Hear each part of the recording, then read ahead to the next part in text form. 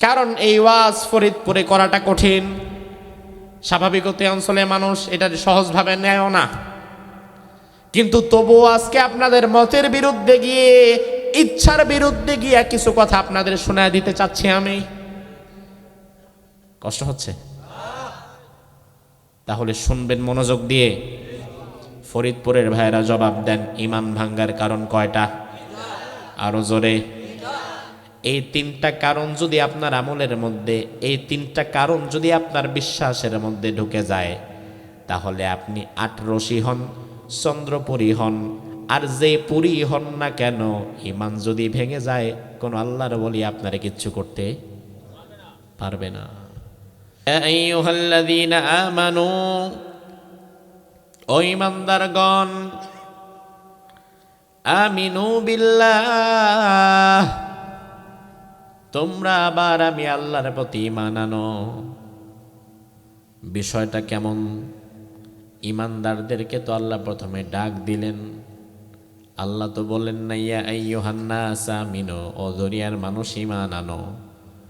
বরং আল্লাহ তাআলা ঈমানদার ব্যক্তিকে ডাক দিয়ে বললেন, ঈমানদার তুমি নতুন করে আবার ঈমান আনো। আমার ভাইরা, বিষয়টা একটু ক্রিটিক্যাল, কিছুটা কঠিন, তবে আমি আপনাদের সামনে সহজে উপস্থাপনের চেষ্টা করব। আল্লাহ তাআলা যেন বিষয়টাকে সহজে উপস্থাপন করার মতো এবং আপনাদের বোঝার মতো তৌফিক যেন আল্লাহ দান করে, বলে আমিন। আমার ভাইরা লক্ষ্য করবেন, এই পৃথিবীতে একজন ঈমানদারের কাছে সবচাইতে দামি সম্পদ যেটা, সেটা ডায়মন্ড, গোল্ড, টাকা পয়সা কিংবা ক্ষমতা নয়। ঈমানদারের কাছে দুনিয়ার সবচাইতে বেশি দামি সম্পদ যেটা, সেটার নামই হচ্ছে ঈমান। জোরে কোন, সেটার নাম কি? আপনি কইবেন ঈমান নাকি টাকা নাকি ক্ষমতা? মাঝে মাঝে শয়তান আপনারে ধোকায় ফেলে দেয়। আমার ভাইরা লক্ষ্য করেন, বর্তমানে তো চেয়ারম্যান, এমপি, মন্ত্রী কেউ নাই। তবে যখন আমাদের কোনো চেয়ারম্যান ছিল, এমপি ছিল, আপনাদের এই আসনের যিনি এমপি ছিলেন, কি নাম? হ্যাঁ, খন্দকার মোশাররফ। কি কয় না কয় বুঝতেছি না তো। একে আজাদ। বাদ দেন, নামের পেছে গেলাম না, হুদাই পরে আমার পেছ খাওয়াইবেন। ধরেন আপনাদের এলাকায় একজন এমপি ছিলেন। এমপি থাকাকালীন ওই ব্যক্তির মর্যাদা আছে না নাই? কথা কয় না। টাকা পয়সা জানে না পাবলিক। এমপির টাকা নাই। এমপি আপনার আমার মতো গরিব। বাংলাদেশে কোনো এমপি গরিব কল্পনা করা যায়? এমপি যখন তিনি থাকেন, দায়িত্বে থাকাকালীন তার টাকা থাকে, ক্ষমতা থাকে, মর্যাদা থাকে, সব থাকে। ও ভাই আমার, ধরেন এমপি থাকাকালীন একজন এমপি হঠাৎ করে দুনিয়া থেকে রাত্রেবেলা বিদায় হয়ে গেছে, স্ট্রোক করে মরে গেছে। নাকি এমপিদেরকে আজরাইল ধরে না? মন্ত্রীদেরকে ধরে না? তাইলে একজন মন্ত্রী, ধরেন আপনাদের একজন মন্ত্রী রাতের বেলা স্ট্রোক করে মরে গেছে, সাথে সাথে তার ক্ষমতা শেষ, তার টাকাও শেষ, দলের যদি কোনো পদ থাকে পদও শেষ। বরং এতদিন যেই কর্মীরা তার পেছনে দৌড়ায় দৌড়ায় স্লোগান দিয়েছে, যখন কর্মীর কানে আওয়াজ আসবে আমার নেতা মরে গেছে, কর্মী সাথে সাথে এই নেতারে বাদ দিয়ে আরেক নেতা খুঁজবে। আর আপনার সমপর্যায়ের নেতা যারা, সে চিন্তা করবে এইবার পরবর্তীতে নমিনেশনটা আমার। তার মানে আপনি মরে যাওয়ার সাথে সাথে আপনার জন্য কেউ কাঁদছে না, কেউ তার নতুন নেতা খুঁজতে বেরিয়েছে, আর কেউ আপনার পরবর্তী চেয়ারটা দখলের জন্য বেরিয়েছে, আপনার খবর নাই। অথচ আপনি যখন দুনিয়াতে ছিলেন, নেতা আপনার জন্য কলিজা দিয়ে দিব, আপনার জন্য জীবন দিয়ে দিব, আপনি ছাড়া বাঁচবো না, এমন 5-8টা দালালি কথা বলার মতো কর্মীও আছে না নাই? ও ভাই আমার, এবার দেখেন ওই মন্ত্রী মারা গেল রাত্রিবেলায়, খবর হয়ে গিয়েছে সব জায়গায়, সেন্ট্রাল জায়গা পর্যন্ত খবর হয়ে গেছে ফরিদপুরের একজন এমপি মারা গেছে, একজন মন্ত্রী মারা গেছে। যাক, পরবর্তী নমিনেশন আরেকজনকে দাও, যে মারা গেছে তার হিসাব বাদ দাও। এবার আমার ভাইরা আপনি দেখেন, মন্ত্রী যখন মারা যায়, পরের দিন যখন তারা জানাজার জন্য রেডি করানো হয়, কাফন দাফন করানো হয়, গোসলটা যখন করানো হয়, গোসল করানোর সময় হাতের স্মার্টফোন আর থাকে না, পরনের কোটটার থাকে না, জামাটার থাকে না। দুনিয়ার মানুষ একটা একটা করে সব খুলতে শুরু করে। খুলতে খুলতে খুলতে খুলতে এক পর্যায়ে দেখা গেল মন্ত্রী সম্পূর্ণ উলঙ্গ হয়ে পড়ে আছে লাশ, কিন্তু হাতের মধ্যে একটা আংটি বেঁধে আছে। আংটিটা তো নেয় না। কি কোন আপনার আংটিটাও খুলে? ধরেন আংটির দাম 5 টাকা, বাংটির দাম মাত্র 10 টাকা, কিন্তু দুনিয়ার মানুষ এতই স্বার্থপর, ওই 10 টাকার আংটিও আপনার সাথে যেতে দিবে না, বরং 10 টাকার আংটিটা ওটাই না খোলা রাখবে। আসছেন যেমন খালি হাতে, যাবেনও খালি হাতে। ক্ষমতাও যাইতে পারলো না আপনার সাথে, আপনার দল আপনার সাথে যেতে পারলো না, আপনার কর্মীরা আপনার সাথে যেতে পারলো না, আপনার আংটিটাও আপনার সাথে যেতে পারলো না, ধন সম্পদ যা কামিয়েছেন দুনিয়াতে কিছুই যেতে পারলো না। একেবারে খালি হাতে, জিরো ব্যালেন্সে একটা কাফনের কাপড়ে আপনারে কবরের মধ্যে ঢুকায় দেওয়া হলো। এবার আমার ভাইয়েরা দেখেন, ওই গহীন অন্ধকারে দুনিয়ার কোনো কিছুই যেতে পারে না, টাকা যেতে পারে না, ক্ষমতা যেতে পারে না, কিন্তু গহীন অন্ধকারে যেটা যেতে পারে আমার সাথে আমাকে বাঁচাবার জন্য, ওই বস্তুটির নাম হচ্ছে ঈমান। ওই বস্তুটির নাম কি? আরো জোরে কোন। তাইলে গহীন অন্ধকার কবরে আমার সাথে যেটা যেতে পারে, ওইটার দাম বেশি না টাকা পয়সা ক্ষমতার দাম বেশি? তাইলে অবশ্যই টাকা পয়সা ক্ষমতা দুনিয়াদারির চাইতে আপনি যদি নিজের মুসলমান মুমিন বলে দাবি করেন, আপনার কাছে ঈমানের দাম হবে 1000 গুণ বেশি। ঠিক না ব্যাঠিক? তাহলে আমার ভাইরা এবার বুঝে থাকলে জবাব দেন। অন্য সবার কথা বাদ দেন, অন্য অঞ্চলের কথা বাদ দেন, ফরিদপুরের মানুষ হিসাবে আপনি জবাব দেন। আমার সামনে পেছনে ডানে বামে যারা বসে আছেন, জবাবটা আপনি দেন। আপনার কাছে টাকার দাম ক্ষমতার দাম বেশি নাকি ঈমানের দাম বেশি? আরো জোরে কোন। তাইলে যেই জিনিসের দাম বেশি, ওই জিনিস হেফাজতে রাখার দরকার আছে না নাই? আমার ভাইরা, আমি মূলত আপনাদের সামনে আজকে এই বিষয়ে আলোচনা করতাম না, তবে আমি দেখতে পেলাম বৃহত্তর ফরিদপুর অঞ্চলের মানুষ ঈমানের মধ্যে ভেজাল করে সবচেয়ে বেশি। আমলে ভেজাল জানা, ঈমানে ভেজাল তার চেয়ে বেশি হয়ে যায়। এজন্য আজকের কথাগুলা হয়তো সবার ভালো লাগবে না, আজকের পরবর্তী কথাগুলো হয়তো অনেকের খারাপও লাগতে পারে।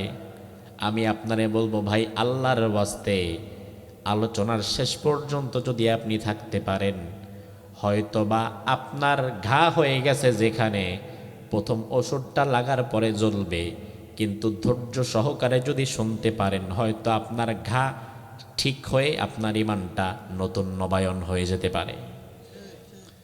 এজন্য আমি কোরআন এবং হাদিস থেকে এমন একটা বিষয় বেছে নিয়েছি যেটা আমাদের জানা দরকার। ও ভাইরা আমার, দেখবেন মানুষ যে জিনিসের কদর করে বেশি, যে জিনিসের দাম দেয় বেশি, এই জিনিসটাকে সবার সামনে অযত্নে অবহেলায় ফেলে রাখে না, বরং যত্ন করে রাখে। এই যে মাহফিল শেষ করে যে আমাদের সামনে যে স্যান্ডেলগুলো আমরা পরলাম, বাসা বাড়িতে ঢুকলাম, বাড়িতে ঢোকার সময় ফ্ল্যাট বাসা, ভেতরে টাইস করা, স্যান্ডেলটা কি ভেতরে নিয়ে ঢুকেন না দরজার সামনে রেখে যান? কিন্তু আপনার কাছে আছে একটা আইফোন, দাম 1.5 লাখ টাকা, আপনার কাছে আছে আপনার স্ত্রীর 5 ভরি স্বর্ণ, আপনার স্ত্রী ঘরে ঢোকার সময় স্বর্ণটা বাইরে জুতার সাথে রাইখা যায় না ভেতরে নিয়ে যায়? আপনি আইফোনটা কি বাহিরে রেখে যান না ভেতরে নিয়ে যান? তাইলে জুতা রাখলেন বাহিরে, মোবাইল নিলেন ভেতরে, জুতা রাখলেন বাহিরে, স্বর্ণ নিলেন ভেতরে। তার কারণ হচ্ছে আপনি ভালো করেই জানেন 50 টাকা 100 টাকার চটি স্যান্ডেল কেউ চুরি করতে আসবে না। আর যদি চুরি করো দরকার নাই আমার এটার, এমনি ছিঁড়ে গেছে অর্ধেক। কিন্তু আপনি ভালো করে জানেন স্বর্ণটার দাম অনেক বেশি, 1 লাখ টাকার উপরে ভরি। স্বর্ণটা বাহিরে রাখলে যে কোনো সময় চোর চুরি করতে পারে। এই জন্য স্বর্ণটা আপনি ভেতরে শুধু রাখেন না, ঘরের ভেতরের ভেতরের ভেতরে যদি কোনো জায়গা থাকে সেখানেই রাখেন, যেটা বাহিরে মানুষ জানবেও না। স্বর্ণটা যেহেতু দামি, স্বর্ণটার যত্ন আপনি নেন, তাইলে ইমান যদি দামি হয় ইমানের যত্ন নেওয়ার দরকার আছে না নাই?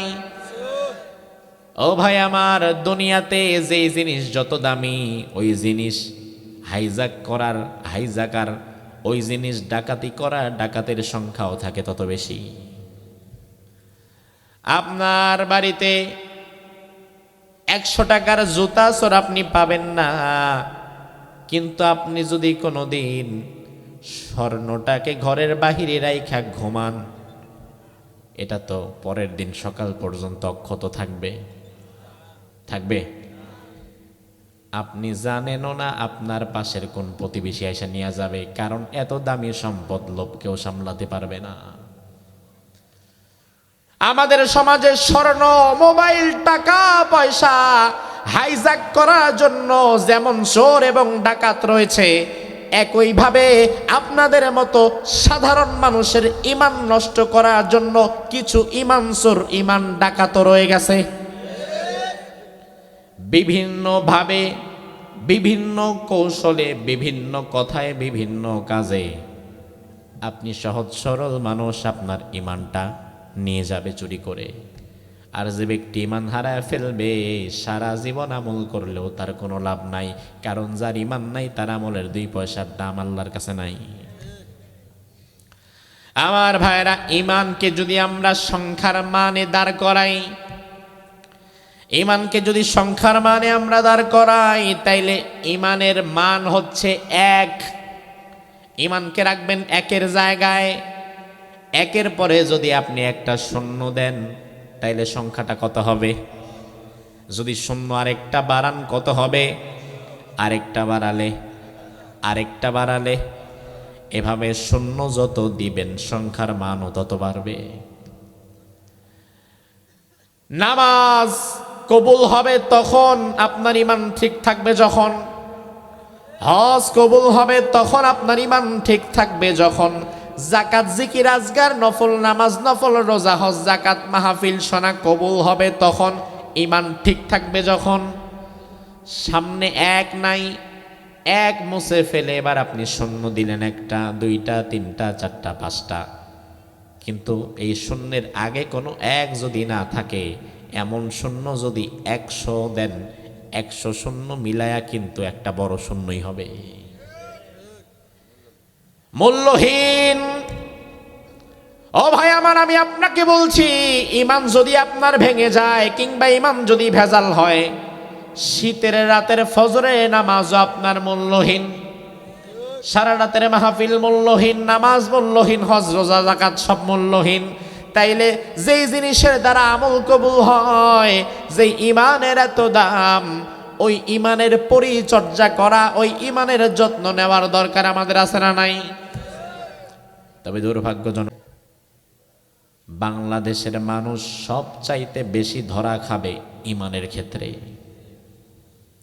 আপনি মধ্যপ্রাচ্যে যান, সৌদি আরবের, আমাদের এই অঞ্চলের অনেক ছেলেপেলেরা সৌদি আরবে কাজ করে, এমন আছে না নাই?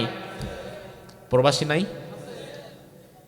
সৌদি আরবে যান, একটা বিষয় দেখবেন, আপনার আমার চাইতে আমল তারা স্বাভাবিকত জাতিগতভাবে একটু কম করে। আপনি সৌদি আরবের মসজিদগুলোতে যান, আমরা যেমন আগে 4 রাকাত পরে 2 রাকাত এত এত সুন্নত নফল পড়ি, তারা এত পড়ে না। আজান হয়ে গেছে, আমরা গিয়ে সুন্নত পরে বসে আছি, লোকজন দেখে আসে না, কিন্তু যেই মাত্র একামতের সময় হয় হুড়মুড় করে সব লোক এসে মসজিদ ভরে যায়। ফরজ নামাজ শেষ আবার সব বের হয়ে যায়। ফরজটার প্রতি গুরুত্ব দেয়, সুন্নত নফলে তো পড়ে না। তার মানে আলহামদুলিল্লাহ তাদের চাইতে নফল ইবাদতে আমরা এগিয়ে আছি আমলের দিক থেকে।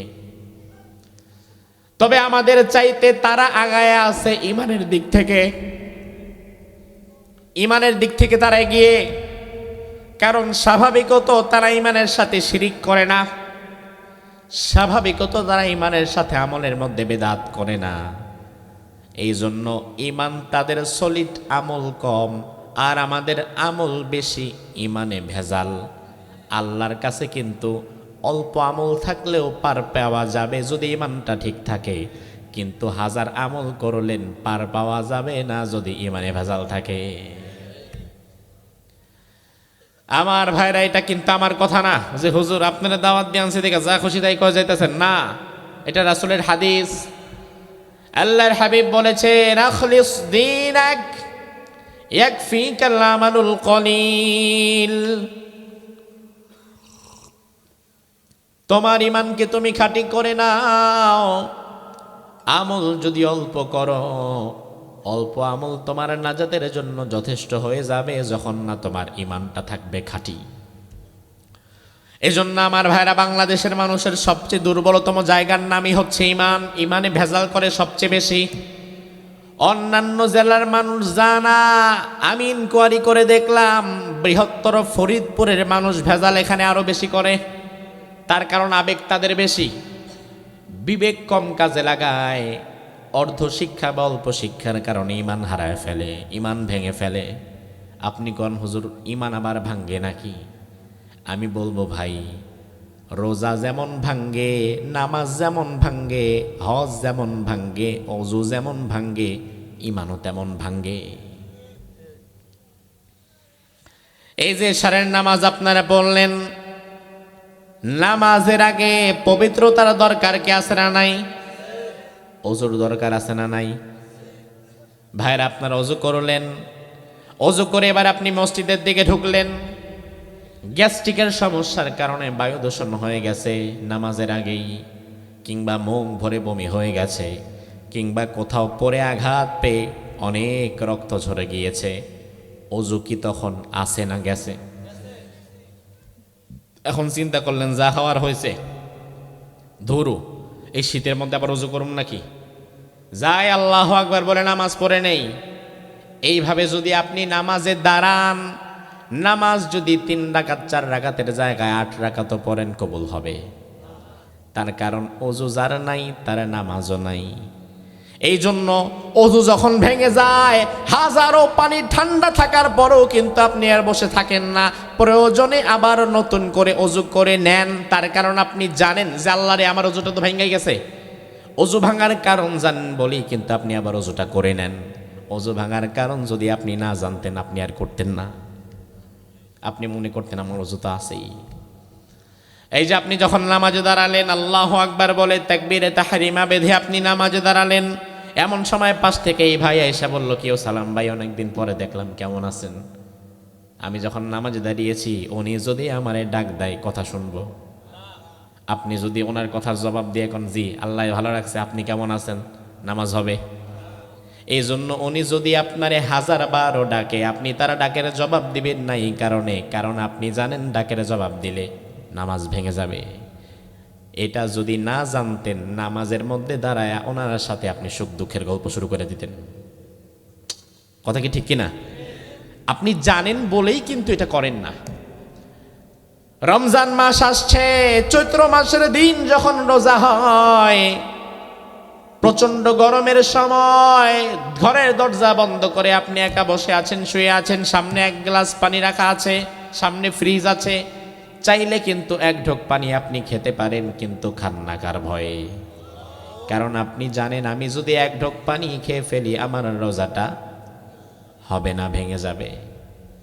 ও ভাইরা আমার, আমরা নামাজ ভাঙার কারণ জানি, অজু ভাঙার কারণ জানি, রোজা ভাঙার কারণ জানি।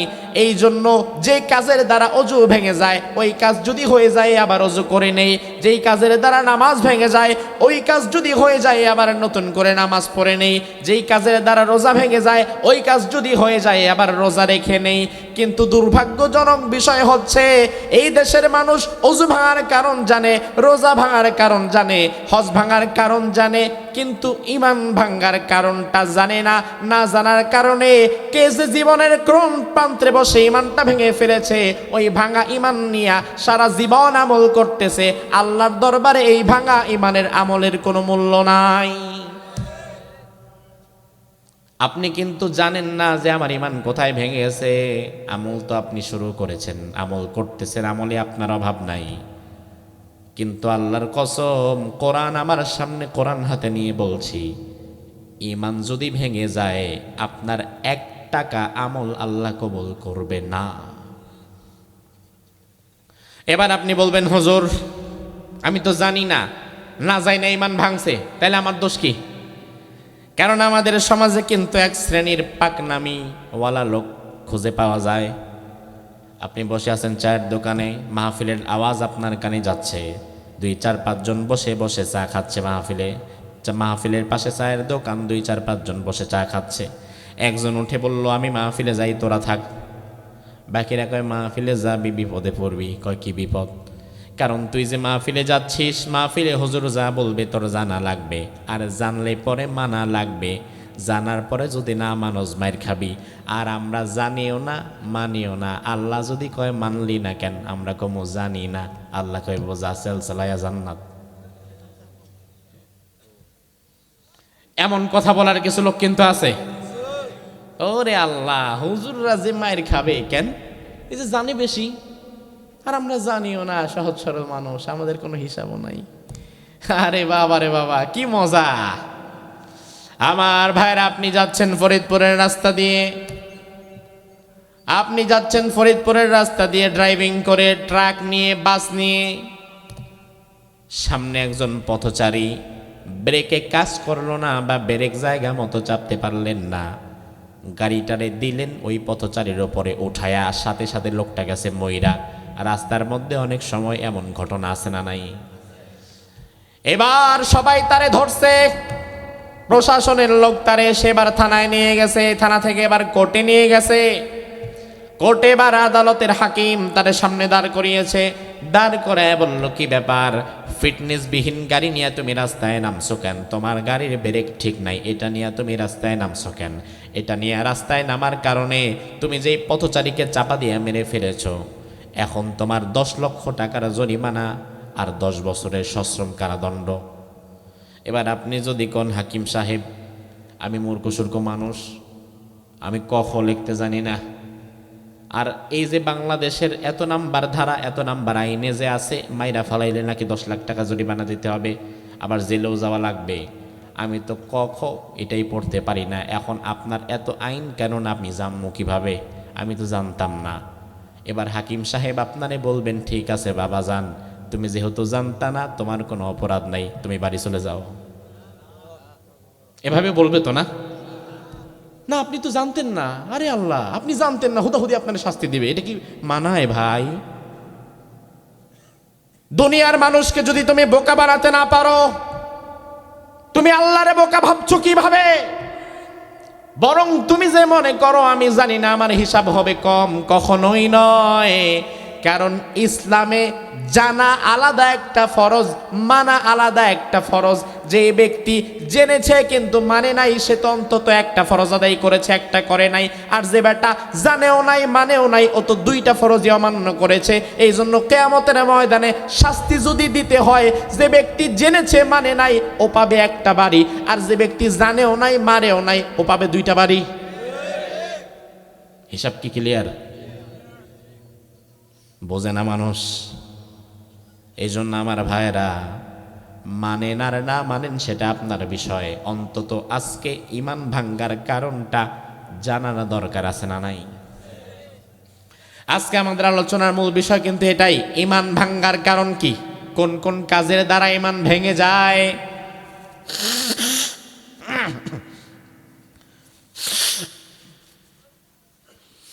কোন কোন কথার দ্বারা ঈমান ভেঙে যায়, কোন কোন চিন্তার দ্বারা ঈমান ভেঙে যায়, এই বিষয়গুলো আজকে আমরা জেনে যাব।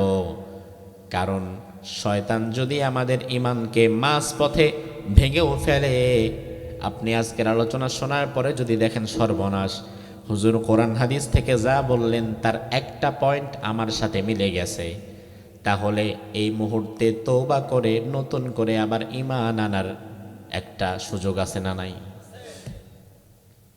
আমার ভাইরা, তার কারণ হচ্ছে ঈমান সবচেয়ে দামি জিনিস। ঈমানের বিনিময়ে আল্লাহ তাআলা সরাসরি আল্লাহর জান্নাত দিবেন। ঈমানের বিনিময়ে আল্লাহ জান্নাত দিবেন। এজন্য সাহাবায়ে কেরামের মাঝে এমন নজির আছে, নামাজ পড়তে পারে নাই, রোজা রাখতে পারে নাই, হজ করতে পারে নাই, যাকাত দিতে পারে নাই, কিন্তু ঈমানটা সলিড থাকার কারণে জান্নাতি হয়ে গেছে। সহিহ বুখারীর হাদিস, একজন ব্যক্তি রাসূলুল্লাহর দরবারে আসলেন এমন সময় যখন রাসূলুল্লাহ মুকান্নাউন বিল হাদিদ, লৌহ বস্ত্র পরিধান করেছেন, যুদ্ধের পোশাক পরেছেন। যুদ্ধের পোশাক পরিধান করা মানে রাসূলুল্লাহ যুদ্ধে চলে যাবেন। ওই ব্যক্তি এসে দেখে রাসূল তো যুদ্ধের পোশাক পরিধান করে ফেলেছে।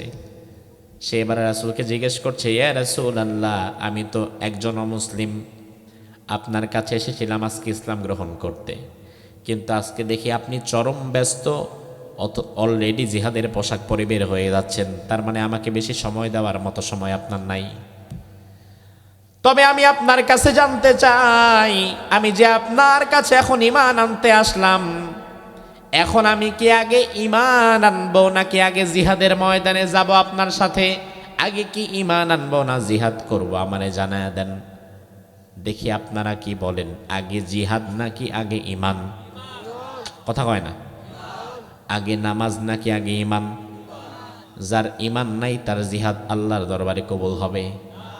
আল্লাহর হাবিব বললেন, আসলিম, আগে ঈমান আনো, সুম্মা কাতিল, এরপরে জিহাদ করো।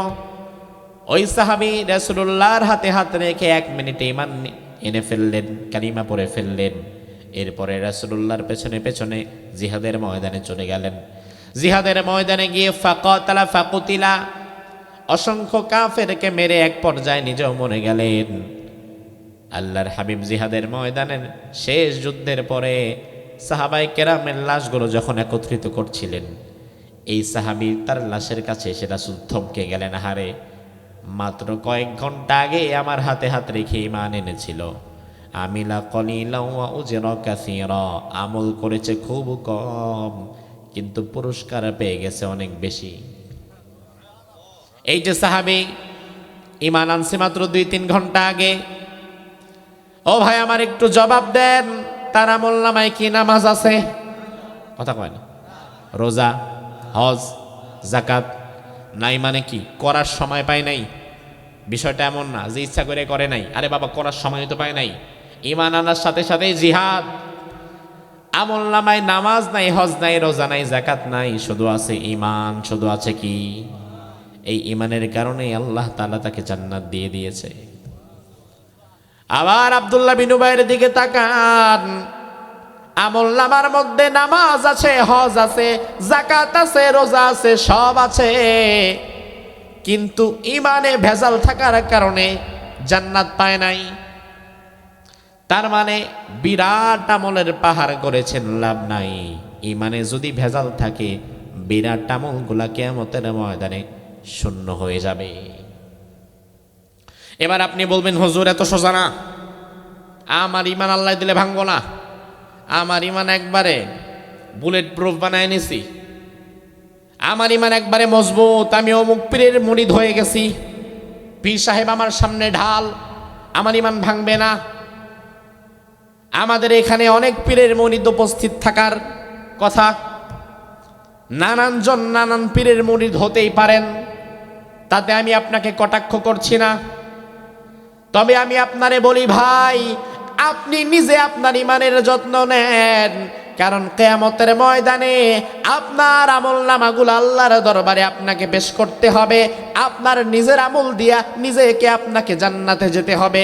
কিয়ামতের ময়দানে দুনিয়ার কোনো পীর বাবা আপনারে জান্নাতে নিতে পারবে না। আপনি কইবেন হুজুর এটা কেমন কথা? আমার পীর সাহেব তো আমারে বলছে কিয়ামতের ময়দানে নাকি উনি আমারে একটু দেখবে, উনি আমারে একটু পার করায় দিবে, মুরিদরে পার করায় দিবে পুলসিরাত। এমন কথা বলে এমন পীরও বাংলাদেশে আছে না নাই? অথচ হাদিস কি বলে এবার দেখেন। আল্লাহর হাবিব বলেন ইযরাবুস সিরাতু বাইনা ওয়াজহাই জাহান্নাম, জাহান্নামের উপরে একটা সুতা পরিমাণ ব্রিজ, চুলের চেয়ে চিকন, তলোয়ারের চাইতেও ধারালো, এমন একটা ব্রিজ জাহান্নামের আগুনের উপরে বানানো হবে। জাহান্নামের আগুন কিন্তু এমনিতেই কালো, দুনিয়ার আগুন হচ্ছে লালচে কিংবা নীল, কিন্তু জাহান্নামের আগুন কালো কালো কালো, লাল কিংবা নীল না। একে তো জাহান্নামের কালো আগুন, তার উপরে যদি থাকে একটা কালো চুলের সমপরিমাণ ব্রিজ, এটা পার হওয়া তো দূরের কথা, এটা দেখাই তো যাবে না। আল্লাহ তাআলা কোরআনে বলেছেন ওয়া ইম মিনকুম ইল্লা ওয়ারিদুহা কানা আলা রাব্বিকা হাতমান মাকদিয়া। এমন একটা ব্রিজ সেখানে আল্লাহ বানাবেন, চুলের চাইতে চিকন, তলোয়ারের চাইতেও ধারালো, এমন একটা ছোট্ট ব্রিজ সেখানে হবে। রাসূল সাহাবায়ে কেরাম প্রশ্ন করলেন, ইয়া রাসূলুল্লাহ পার হব কিভাবে? আল্লাহর হাবিব বললেন, সাহাবীরা ওই দিন ওই ব্রিজটা পার হবে মূলত মানুষ তার ঈমান দিয়ে, যার ঈমান যেমন সে পার হবেও তেমন ভাবে। কেউ কেউ যার ঈমান 1 নাম্বার পর্যায়ের ঈমান, সে একেবারে বিদ্যুৎ গতির ন্যায় পার হয়ে যাবে।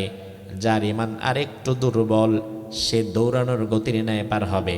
যার ঈমান আরেকটু দুর্বল, সে হাঁটার গতির ন্যায় পার হবে। কেউ হামাগুড়ি দেওয়ার মতো পার হবে, আর অধিকাংশ বান্দা ওইটা দেখবেই না, পাড়া দেওয়ার সাথে সাথেই জাহান্নামের আগুনে ঢুকে যাবে। তাহলে আমার ভাইরা লক্ষ্য করেন, রাসূল কিন্তু একবারও বলেন নাই যে একজন আরেকজনকে পার করে দিবে, একবারও বলেন নাই যে আবু বকর তোমাদের পার করে দিবে, ওমর পার করে দিবে, আমি পার করে দিব না। মূলত পার হতে হবে প্রত্যেকেই নিজ দায়িত্বে। আর পার হওয়ার জন্য মুখ্য ভূমিকায় যেটা থাকবে সেটা ঈমান। জোরে কোন সেটা কি? সেটা কি? তাইলে আমার পীর ধরেন, আমি যার মুরিদ, আমার পীর অনেক বড় ইমানদার, কিন্তু আমি মুরিদ হিসাবে আমার ইমানে যদি ভেজাল থাকে, আমার পীর হয়তো নিজের জবাবদিহি দিয়া নিজে পার হইয়া যাবে, আমার চিন্তাও করবে না। অন্যদিকে ইমানে ভেজাল থাকার কারণে আমি বিপদে পড়ব, ঠিক কিনা? এই জন্য নিজের ইমানটা আগে নিজে যাচাই করে নেন, নিজের ইমানটা আগে নিজে সলিড করে নেন। কিয়ামতের ময়দানে আপনার কাছে কেউ আসবে না। আল্লাহ রাব্বুল আলামিন বলছেন ইয়াউমা ইয়াফিরুল মারউ মিন আখিহি ওয়া উম্মিহি ওয়া আবিহি ওয়া সাহিবাতিহি ওয়া বানিহি। ওই কিয়ামতের কঠিন ময়দানে আপন মা তার সন্তানকে ছেড়ে পালিয়ে যাবে, বাবা তার ছেলেকে ছেড়ে পালিয়ে যাবে, ছেলে তার বাবারে দেখে পালিয়ে যাবে, ভাই তার আপন ভাইরে দেখে পালিয়ে যাবে। তাহলে সেদিন তোমার পীর সাহেবের অবস্থা কি হবে? কারণ তোমার পীর সাহেব নিজেরও তো তার ছেলে আছে। আল্লাহর কোরআনের কথা হচ্ছে দুনিয়ার মানুষ প্রত্যেকেই তার আপন মানুষকে দেখেই পালায়া যাবে, সেখানে তুমি কোথাকার কে? আপনি কইবেন হুজুর আমি তো আল্লাহ দিলে আমার পীর সাহেবরে প্রতি ওরসে একটা করে গরু দেই, প্রতি মাসে 10,000 করে টাকা দেই, যখনই যাই কিছু ফলমূল দেই, লাভ নাই। তার কারণ আমার ভাইরা লক্ষ্য করেন, এই যে আমি ইয়াহিয়া থাকি, আমারও কিন্তু কিছু ভক্তবৃন্দ আছে, কেউ আমারে 10,000 দেয়, কেউ 50,000 দেয়, কেউ 1 লাখ দেয়। আপনি আজকে দিলেন 500, মনে করলেন আল্লাহ হুজুর তা আমার জন্য দোয়া কইরা উল্টায় ফেলাবে। দাব নাই, কারণ তুমি দিছো 500, গত মাসে একাই একজন দিছে 1 লাখ। আবার ওই বেটারও লাভ নাই, কারণ ওই বেটা দিছে 1 লাখ, কিছুদিন আগে আমার মাদ্রাসায় একজন আমারে দিয়া গেছে 10 লাখ। তার মানে আমি কি বোঝাতে চাইলাম? দুনিয়ার বাস্তবতা এটাই, তুমি মুরিদ, তুমি তারে একটা গরু দাও, তুমি খবর নিয়ে দেখো তার কত মুরিদ, তারে হয়তো প্রতি ওরসে 10টা করে গরু দেওয়া যায়। তাহলে সে কয়জনের দায়িত্ব নিবে? আর দায়িত্ব নিলেও তো হবে না। এই জন্য দুনিয়াতে কারো কাছে আপনি আপনার জান্নাত বর্গা দিবেন না যে উনি হয়তো আমারে আমার জান্নাতে নিয়ে যাবে। আপনি আপনার জান্নাতের ঠিকাদার কাউরে বানাবেন না। জান্নাত আল্লাহ তাআলা কাউকে ঠিকাদারি দেয় নাই। আল্লাহ তাআলা দুনিয়াতে কাউকে জান্নাতের ঠিকাদার বানান নাই। আল্লাহ তাআলা দুনিয়াতে কাউকে জান্নাতের দালাল বানান নাই। বরং জান্নাতটা নিতে হবে নিজের ঈমান আমল ঠিক করে, ঠিক না বা ঠিক? এই জন্য নিজের ঈমান ঠিক করেন যদি জান্নাতে যেতে চান, অন্যথায় ধরা খেয়ে যাবেন ভাই। এমন দিন ধরা খাবেন যেদিন আর কোনো উপায় থাকবে না। আপনি চিন্তা করবেন, হুজুর আল্লাহ দিলে আমার ঈমান তো মজবুত, আমিও ধরা খাবো নাকি? ও ভাই আমার, এই যে আজকে ইয়াহইয়া তাকি কোরআন হাতে নিয়ে যে আপনাদের সামনে এত কথা বলছে, মৃত্যুর আগ পর্যন্ত আমি ইয়াহইয়া তাকি নিজে ঈমানের উপরে যে অবিচল থেকে মরতে পারবো, আল্লাহর কসম করে বললাম ভাই, এই গ্যারান্টি আমার নিজেরও নাই। আজকে আমি আপনাদের সামনে কথা বলছি, ইন্তেকালের আগে আবার ঈমান হারা হয়ে যেতে পারি, আল্লাহ না করুক। কারণ রাসূলুল্লাহর হাতে হাত রেখে ঈমান এনেছে। রাসূলের হাতে হাত রেখে ঈমান আনে যেত সে তো সাহাবী হয়। কিন্তু আমরা কি দেখেছি, রাসূলের হাতে হাত রেখে ঈমান এনেছে, পরবর্তীতে আবার মুরতাদ হয়ে মারা গেছে, ঈমান ভেঙে ফেলেছে। ইবনু খতান, আব্দুল্লাহ ইবনে উবাই, লাভ নাই। রাসূলের হাতে হাত রেখে ঈমান আনার পরে ঈমান ভেঙে যায়, সেখানে তুমি আমি কে? কোরআনুল কারীমের সূরাতুল আরাফে আল্লাহ তাআলা বনি ইসরাঈলের একজন আবেদ আল্লাহর ওলির ঘটনা বলেছেন। রব্বুল আলামিন বলেন, ওয়াতলু আলাইহিম নাবাআল্লাযী আতাইনাহু আয়াতিনা ফানসালাখা মিনহা ফাতবাহুশ শাইতানু ফাকানা মিনাল গাওয়িন। ও নবী, আপনি ওই ব্যক্তির কথা আপনার উম্মতকে শোনায়া দেন যেই ব্যক্তিকে আমি আল্লাহ তাআলা অনেক জ্ঞান দান করেছিলাম, আসমানি কিতাবের জ্ঞান, এবং ওই ব্যক্তি অনেক বড় আল্লাহর ওলি ছিল, আল্লাহর বড় বুজুর্গ বান্দা ছিল। ওই ব্যক্তির বুজুর্গি এত বেশি ছিল, ওই ব্যক্তির আমল এত বেশি ছিল, ওই ব্যক্তির আমলের কারণে আল্লাহ তাআলা তাকে মুস্তাজাবুদ দাওয়া বানিয়ে দিয়েছিলেন। মুস্তাজাবুদ দাওয়া মানে বুঝেন? মুস্তাজাবুদ দাওয়া মানে হচ্ছে এমন ব্যক্তি, যে ব্যক্তি শুধু হাতটা ওঠাতে দেরি যে আল্লাহ তুমি আমার এটা দিয়ে দাও, কথা বলতে দেরি, দোয়া করতে দেরি, করার সাথে সাথে যার দোয়া কবুল হয় সেই মুস্তাজাবুদ দাওয়া। যে জীবনে যা দোয়া করে একটাও আল্লাহ ফেরায় না, একটাও ফেরায় না, যা করে সব কবুল। এমনকি আমরা বা আপনি, আমরা কেউ কেমন আছি, জীবনে কত দোয়া করি, কই আল্লাহ কবুল করে না। তাইলে আমাদের চাইতে বড় আলেম, বড় বুজুর্গ কিন্তু তিনি ছিলেন। আল্লাহ তাআলা বলেন, দেখেন অবশেষে তার অবস্থাটা কি হলো। বনি ইসরাইলদের সাথে যখন জাব্বারিনদের যুদ্ধ হবে, মূসা নবীর সাথে জাব্বারিনদের যুদ্ধ হবে, জাব্বারিনেরা হঠাৎ করে চিন্তা করলো মূসার সাথে তো যুদ্ধ করে পারা যাবে না, যাই ওই বড় আবেদ, বড় আল্লাহর ওলি, তার কাছে যাই, যে দোয়া করলেই কবুল হয়। ওই বড় আল্লাহর ওলির নাম ছিল বালআম ইবনে বাউর। বালআমের কাছে চলে এলো জাব্বারিনরা, বিরোধী পক্ষের লোকেরা এসে বলল, বালআম, মূসার সাথে আগামীকাল আমাদের যুদ্ধ, তবে আমরা মূসার সাথে যুদ্ধ করে পারবো না, তুমি আল্লাহর দরবারে একটু দোয়া করো, আল্লাহ যেন মূসার উপরে গজব ফালায়, মূসারে মেরে ফেলে, আর আমরা যেন জিতে যাই। নাউজুবিল্লাহ কয় না? মানে মূসার জন্য বদদোয়া করতে আসছে, কারণ জানে যে এই পয়েন্টে দোয়া করলেই কাজ হয়ে যায়। কিন্তু এটা জানে না যার তার নামে করাও যায় না, কারণ মূসা তো সাধারণ কেউ না, মূসা কার নবী। তাইলে আল্লাহর নবীর বিরুদ্ধে কি বদদোয়া করা যায় নাকি? এবার বালাম বলে, না, সর্বনাশ, মূসা তো আল্লাহর নবী, তার বিরুদ্ধে আমি দোয়া করতে পারবো না। জাব্বারিনরা বলে, এই যে দেখো, মূসার বিরুদ্ধে যদি তুমি দোয়া করো, যত স্বর্ণ মুদ্রা তুমি দেখতে পাচ্ছ সব তোমার দিয়া দিব, সব কিছুর মালিক তুমি হবা। এবার টাকা পয়সা দুনিয়াদারির লোভ সামলাতে না পেরে এবার বালাম দোয়া করে বলে, আল্লাহ মূসার উপরে তুমি গজব ফেলো, মূসারে ধ্বংস করে দাও, আর যারা আমার এত টাকা পয়সা দিছে তুমি তাদের জিতায় দাও।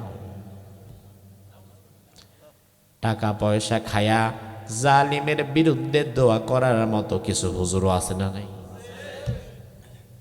বিশেষ করে দেখবেন এটা নির্বাচনের সময়, নির্বাচন যখন আসে, জোহরের সময় আসে, ট্রাক মার্কা, কয় হুজুর এই নেন 500, একটু দোয়া করে দেন। হুজুর কয় আল্লাহ ট্রাক মার্কারে জিতায় দাও, আমিন। তার মানে এমন জাতের কিছু মুসল্লিও আছে। আমার ভাইরা, এক এলাকায় মার্কা কি একজনে নেয় না 4-5 জন? এবার মেলা, এবার আসরের সময় আসছি, ইগল মার্কা, হুজুরে দেয় 1000, কয় হুজুর একটু দোয়া করে দেন। হুজুর আসরের পরে মুসল্লিদেরকে নিয়ে বলে আল্লাহ ইগলে জিতায় দাও, আপনাদের মতো মুসল্লিরা কয় আমিন। এবার এশার মাগরিবের সময় আসে আর একজন মার্কা, হুজুরে দেয় 2000, আল্লাহ কয় আল্লাহ আমেরে জিতায় দাও। এশার সময় আসে জাম মার্কা, হুজুরে দেয় 5000, আল্লাহ কয় আল্লাহ জামেরে জিতায় দাও। আল্লাহ কয় কিরে বান্দা, প্রার্থী না হয় 4 জন দাঁড়াইছে, কিনবো জিতবো তো একজনই, কিন্তু তুই তো দোয়া করলি 4 জনের জন্যই, যেটা অসম্ভব বিষয়। কারণ আমেরে জিতালে জাম জিতবে না, ট্রাকের জিতাইলে ইগল জিতবে না। এখন আল্লাহ দিলে আমি তো 500, 1000, 2000, 5000 পাইয়া সবার জন্যই গণহারে দরখাস্ত দিলাম। এটা বাল্লামের মতো কাজ। কারণ আমি যদি জানি আমার কাছে যে লোকটা দোয়া চাইতে এসেছে ওই লোকটা বিরাট একটা জালিম, ওই লোকটা এলাকার চিহ্নিত সুদখোর, ঘুষখোর, ওই লোকের অত্যাচারে এলাকায় টিকা চায় না, ওই লোকটা জমি দখল করে, ওই লোকটা মানুষকে কষ্ট দেয়, ওই লোকটা আত্মীয়তার হক ঠিক মতো আদায় করে না, ওই লোকটা ঠিক মতো নামাজ কালাম পড়ে না, এমন কোন খারাপ মানুষ যখন আমার কাছে দোয়া চাইবে তার জন্য দোয়া না করাই আমার দায়িত্ব। কারণ এই লোকটা জালিম, লোকটা খারাপ, আমি যদি তার জন্য আল্লাহর দরবারে দোয়া করি, এই লোকটা ক্ষমতায় গিয়া আকাম কুকাম কইরা যা পাপ কামাবে, ওই পাপের একটা আমল নামা আমি যে দোয়া করলাম আমার আমল নামার মধ্যেও আছে না নাই? এই জন্য আমার আলেম ভাইরা, মুসল্লি ভাইরা, দোয়া করতে সাবধান। যার তার নামে দোয়া করা যাবে না, যার তার জন্য আমিন বলা যাবে না। হুজুর কইবা আল্লাহ রে হুজুর আপনি তো বক্তা মানুষ, ওয়াজ করে চলে যাবেন, আমার তো ইমামতি করে খাওয়া লাগে, আমারে যে কি বিপদে ফালাইছেন আপনি জানেন। আমি যদি ট্রাকের জন্য দোয়া না করি, পরের দিন ওই বেড়ায় প্রয়োজনে ট্রাক চাপা দিব আমারে। এই হুজুর আমার জন্য দোয়া করে না, চাকরি করে কিভাবে দেখামো? ইগলে কইব কিরে আমার লিগে দোয়া করস নাই, আমি ইগল না, এখন তোর লগে আমি শকুনের ব্যবহার করুম। এলাকার প্রভাবশালী ব্যক্তি, তাদের জন্য দোয়া না করলেও তো হয় না। আর অনেক দিন আগের কথা, 6-7 বছর আগে আমি যেখানে জমা পড়াতাম ঢাকার সাভারে, ওখানে এখন আর নাই, এজন্য কইলে আল্লাহ দিলা সমস্যা নাই। আসছে হদিব শাহ হুজুর, কই আপনি? আমি বললাম ঢাকায় আছি।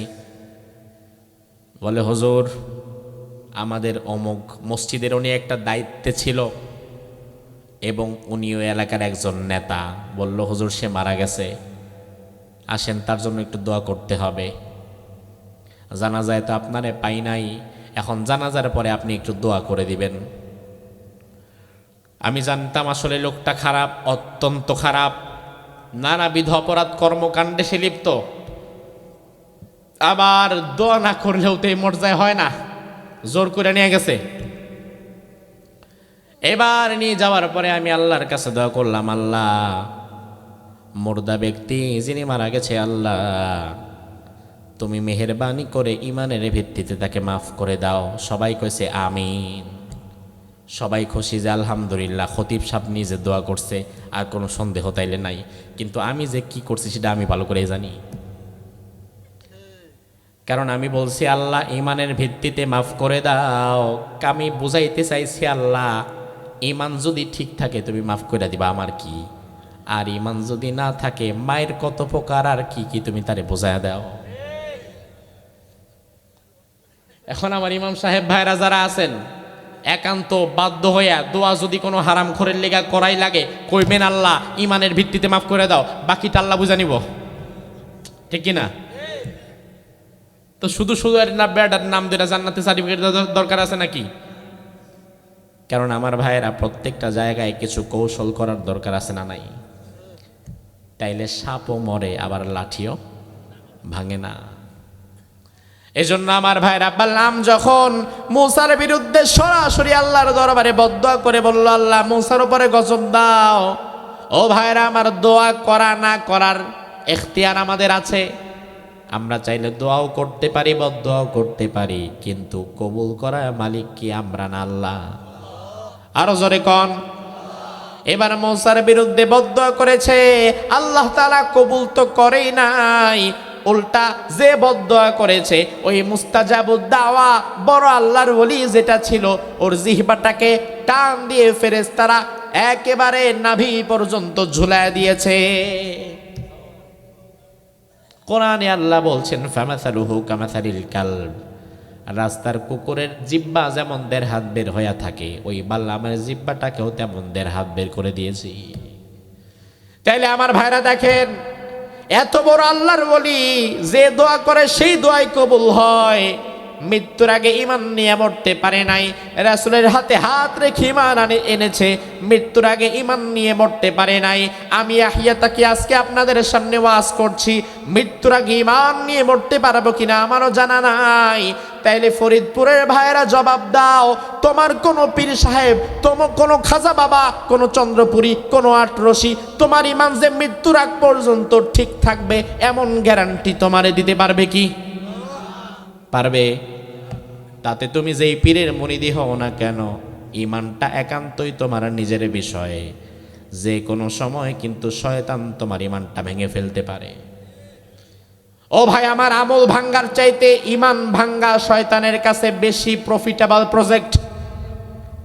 আমল ভাঙ্গা যা ঈমান ভাঙ্গা তার চেয়ে শয়তানের কাছে বেশি গুরুত্বপূর্ণ।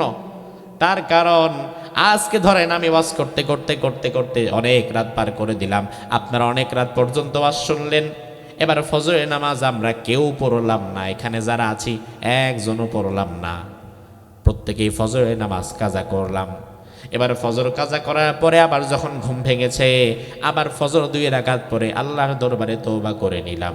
তওবা করে নিলে আমাদের কাজা যে হয়েছে এটা মাফ পাওয়ার সম্ভাবনা আছে না নাই? তাহলে আমল যদি নষ্ট হয়, এটা তো তওবা করলে আল্লাহ মাফও করে দিতে পারে, কিন্তু শয়তান চায় ঈমান নষ্ট করতে। শয়তান চায় 60 বছর নামাজ পড়েছে, 70 বছর হজ করেছে, রোজা রেখেছে, যাকাত দিয়েছে, এত এত ভালো কাজ করেছে, তার আমলের তো অভাব নাই। আমলের দিকে শয়তান তাকায় না, শয়তান তাকায় মূলত ঈমানের দিকে। ঈমানটা যদি ভেঙে ফেলা যায়, 60 বছরের নামাজ, 60 বছরের রোজা, 60 বছরের যাকাত, হজ সব একেবারে ভ্যানিশ হয়ে যায়। এজন্য শয়তান আমলের দিকে বেশি তাকায় না, শয়তান তাকায় মূলত ঈমানের দিকে, আগে ঈমানটা ভেঙে দেয়।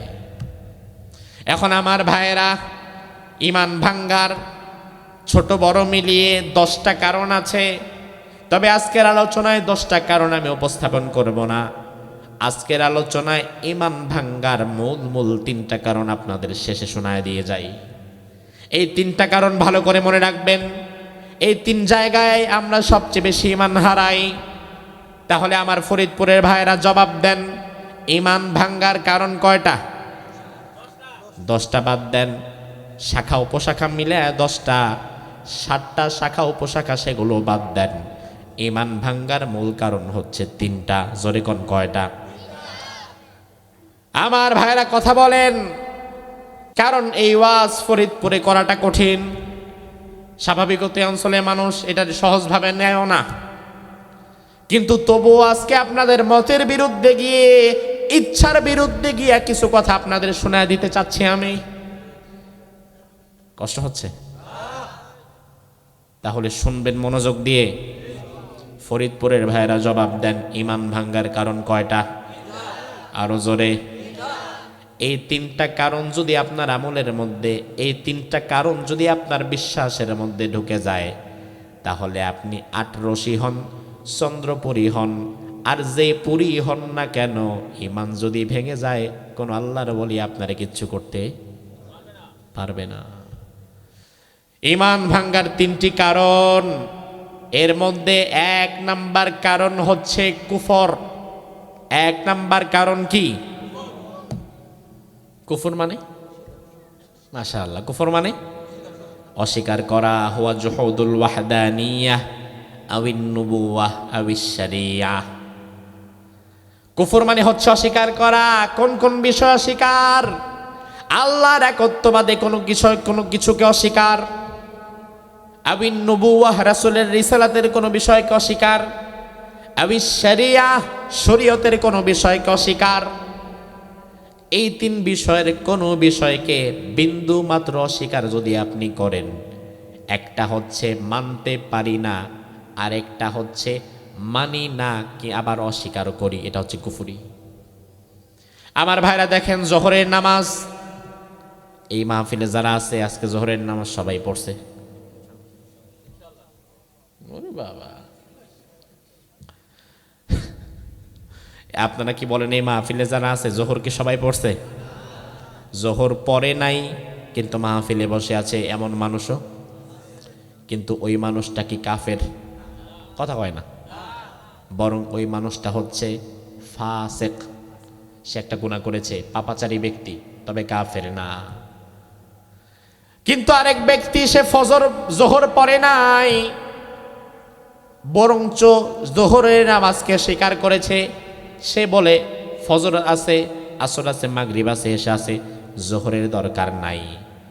দরকার নাই বলার পরে এই বেটা যদি জোহর পইরাও থাকে তাও লাভ নাই, অস্বীকার করার সাথে সাথে সে কাফের। একটা হচ্ছে মানতে না পারা, শয়তানের ধোকায় পড়ে আমি মানতে পারি নাই, আমি কাফের না, আমি ফাসিক। আরেকটা হচ্ছে সে বলতেছে না এটা ইসলামে নাই, এটা শরীয়তে নাই, এটা হাদিসে নাই, এটা কোরআনে নাই, অথচ আছে, কিন্তু অস্বীকার করলে এটা কাফের। অস্বীকার করলে এটা কি?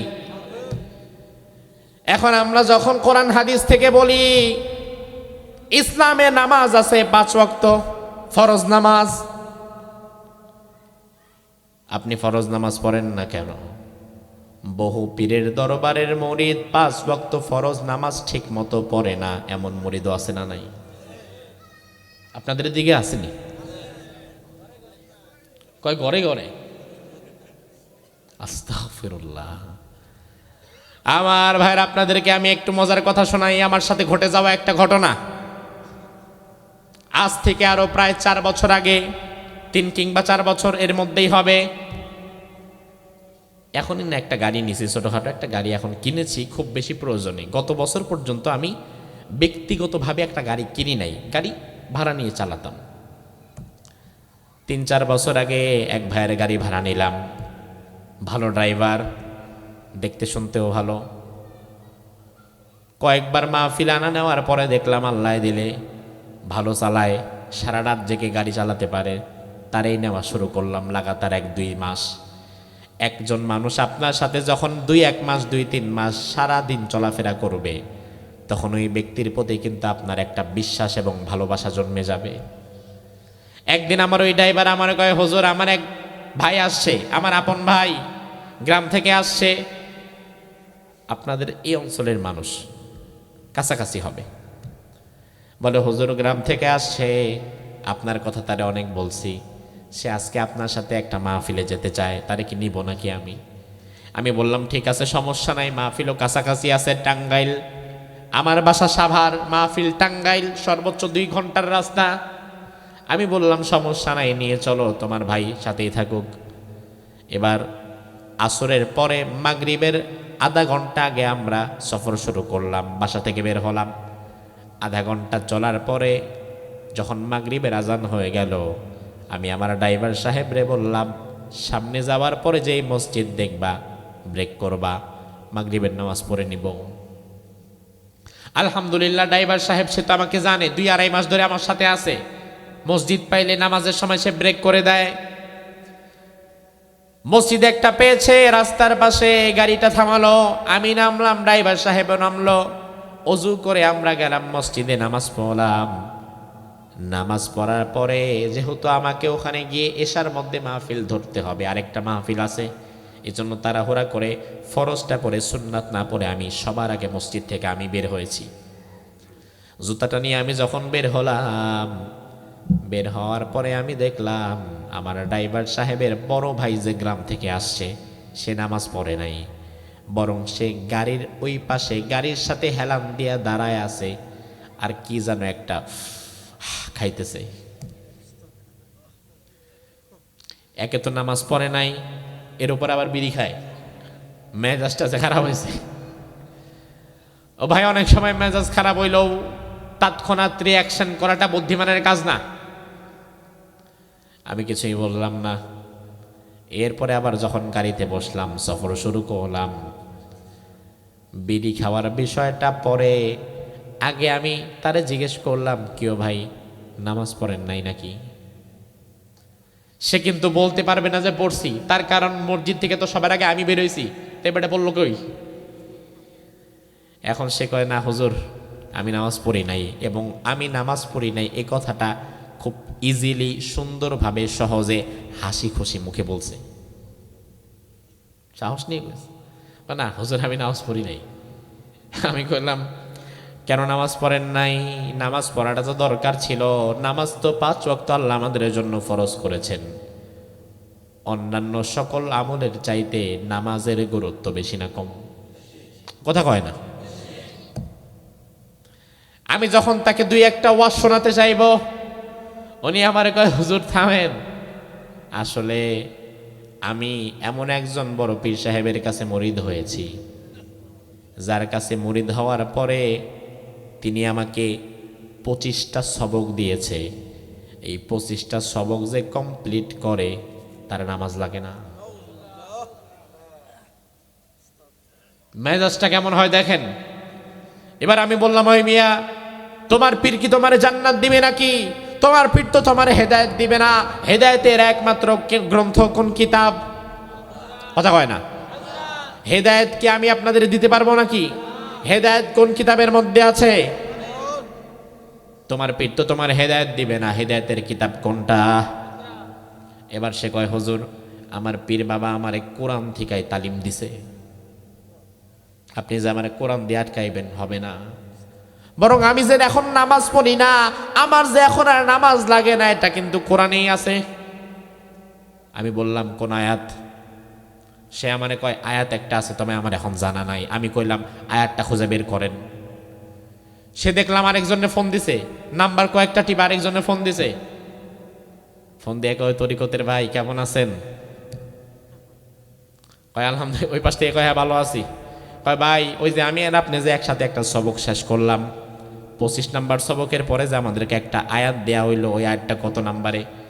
ওই বেডা আবার খুঁজা টুইজা একটু পরে সূরা এবং আয়াত নাম্বার বের করে দিছে।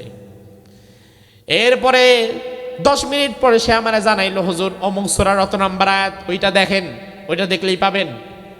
আমি কই, আল্লাহ, যেহেতু আমিও হাফেজ, আয়াতটা আমারও দরকার, কারণ শীতের রাতে মাহফিল শেষ করে যায় ফজরটা পড়া আমার জন্য কষ্ট। যদি কোনো মতো একটু ডাইনে বামে সুযোগ পাওয়া যায়, ক্ষতি কি? হয়তো আমি জানতাম না, কিন্তু এখন যেহেতু সুযোগ একটা পাইছি, আল্লাহ যে কোনোভাবে দেখি, কোনোভাবে এটা জায়েজ করা যায় কিনা। আর ভাইয়েরা, এবার আমি কোরআন খুললাম। কোরআন খোলার পরে ওই আয়াতটা আমি যখন মিলালাম, আল্লাহ তাআলা ওই আয়াতের মধ্যে বললেন, ওয়াবুদ রব্বাকা হাত্তা ইয়াতিয়াকাল ইয়াকিন। আলেম ওলামারা জবাব দেন, এমন আয়াত কি আছে না নাই? তার মানে ওই ব্যাটার কথা সত্য। হ্যাঁ, ওয়াবুদ রব্বাকা হাত্তা ইয়াতিয়াকাল ইয়াকিন। আমি বললাম এইটাই? কয় হ্যাঁ হ্যাঁ এইটাই মনে পড়ছে, কমন পড়ছে। আমি বললাম, আল্লাহ এখানে বলছে কি? ওই বেটা দেখি অর্থও জানে। কয়, আল্লাহ তো এখানে বলছে তোমার একিন আসার আগ পর্যন্ত তুমি ইবাদত করতে থাকো, একিন যখন চলে আসবে তখন আর ইবাদতের দরকার নাই। আমি বললাম, একিন মানে কি? কয়, হুজুর একিন মানে তো বিশ্বাস। আমি বললাম, কেমনে বুঝলেন? কয় যে সূরা বাকারায় দেখেন নাই, ওয়াবিল আখিরাতি হুম ইউকিনুন, যারা আখিরাতে বিশ্বাস করবে। আমি বললাম, আরে বাবা, কোরআনুল কারিমে একই শব্দ ভিন্ন ভিন্ন জায়গায় ভিন্ন ভিন্ন অর্থ দেয়, এমনও আছে না নাই? একই শব্দ ভিন্ন ভিন্ন জায়গায় ভিন্ন ভিন্ন অর্থ দেয়। এখন কোরআন তো তোমার মন মতো আর তোমার পীরের মন মতো বুঝলে হবে না, বরং কোরআন বুঝতে হবে রাসূল এবং সাহাবায়ে কেরামের নিজেদের মত অনুযায়ী, ঠিক কি না? কোরআন রাসূল কিভাবে বলেছেন, সাহাবীরা কিভাবে বুঝেছেন, ওইভাবে বুঝতে হবে। এবার আমি তার তাফসীর থেকে দেখালাম। দেখো, সাহাবায়ে কেরাম সবাই বলেছেন ওয়াবুদু রাব্বাকা হাত্তা ইয়াতিয়াকাল ইয়াকিন, তোমরা তোমাদের ইয়াকিন আসার আগ পর্যন্ত ইবাদত করো। ইয়াকিন মানে হচ্ছে নিশ্চিত বিশ্বাস, আর নিশ্চিত বিশ্বাস মানে এখানে অর্থ হচ্ছে মৃত্যু। মৃত্যুর চাইতে মহাসত্য দুনিয়াতে আর কিচ্ছু নাই। তাইলে আল্লাহ বলেছেন, ও বান্দারা, তোমরা তোমাদের মৃত্যুর আগ পর্যন্ত ইবাদত করবা। মৃত্যু আসবে যখন, এরপরে আর ইবাদতের দরকার নাই, কিন্তু মৃত্যু আসার আগে ইবাদত করার দরকার আছে না নাই? সে কয়, হুজুর আপনি যাই কন, শুনছি আপনি ভালো বক্তা, কিন্তু আমার পীর আমার যা কইছে আমি তো এটা ছাড়বো না। এখন আমি যদি এই মুহূর্তে তার সাথে তর্ক করি, আমার ইজ্জত থাকবে? কারণ জ্ঞানীর সাথে কথা বলা যায়, কিন্তু মূর্খের সাথে কথা কইতে গেলে আরো নিজের যা আছে তাও হারায় যায়। আমি আর কোনো কথা বললাম না, ঠিক আছে যা, একদিনই তো, কারণ এই বেড়া তো আর আমার সাথে আর থাকবে না, আর আগামী থেকে কোনো দিন আসতে চাইলে নিব না, তো একদিনই তো কষ্ট মষ্ট করে চলি। কিছু দূর যাওয়ার পরে এবার আমি আর কোনো কথা বলতেছি না, গাড়িতে স্বাভাবিক আস্তাগফিরুল্লাহ আস্তাগফিরুল্লাহ আস্তাগফিরুল্লাহ বেশি পড়ি, আমি আমার মতো চুপচাপ পড়ছি আস্তাগফিরুল্লাহ আস্তাগফিরুল্লাহ আস্তাগফিরুল্লাহ। এমন সময় ওই সামনের ইয়াকিনওয়ালা বিড়িখোর, ওই বেটা নিজেই কথা কইতেছে, সে আমার কয়, হুজুর আরেকটা খুশির খবর হচ্ছে, আমার যেই ভাই আপনার গাড়ি চালায়, আমার ভাইও কিন্তু ওই পীরের মুরিদ।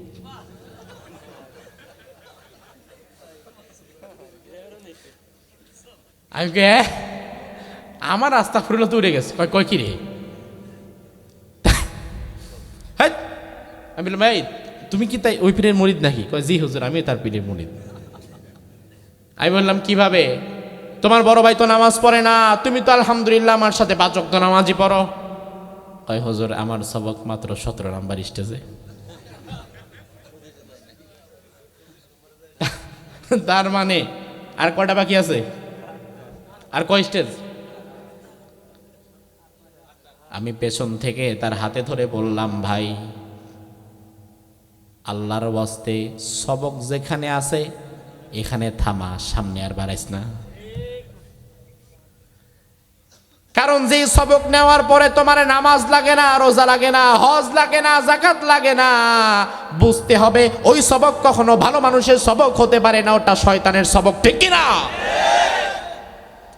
এই জন্য ফরিদপুরে মানুষ শুনে নাও, চন্দ্রপুরে আর আট্রসি বুঝি না, অমুক বাবা তমুক বাবা বুঝি না, যদি কোনো পীর তোমারে বলে আমার কাছে মুরিদ হইলে কিংবা এই আমল করলে আর নামাজ লাগবে না, রোজা লাগবে না, হজ লাগবে না, সাথে সাথে তুমি মনে করবা এটা পীর না, এটা নিজে সাক্ষাৎ শয়তান।